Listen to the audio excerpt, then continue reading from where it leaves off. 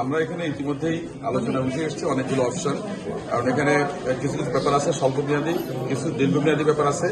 আমরা আলাপ আলোচনার মধ্যে দিয়ে একটা সিদ্ধান্তে আসছি যে আমরা এখানে যে ফেরি চলাচলটা এটাকে আমরা 24 ঘন্টার জন্য উন্মুক্ত করব। এটা হচ্ছে প্রথমত আমাদের লক্ষ্য, যাতে স্মুথলি সবাই পারাপার হতে পারে আর কি।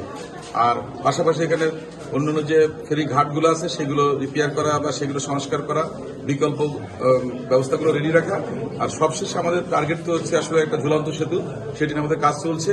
যতদিন পর্যন্ত সেতু না হয় ততদিন পর্যন্ত আমাদের এই ঘাটগুলো যেন স্মুথ থাকে, সেই জন্য আমরা এখানে বিআইডব্লিউটিএ, রোডস অ্যান্ড হাইওয়ে এবং পানি উন্নয়ন বোর্ড সবার সঙ্গে আলাপ আলোচনা করে আমাদের বিভাগীয় কমিশনার মহোদয় আছেন এবং জেলা প্রশাসক মহোদয় আছেন, এখানকার উপজেলা নির্বাহী অফিসার এবং পৌর প্রশাসক উনি আছেন।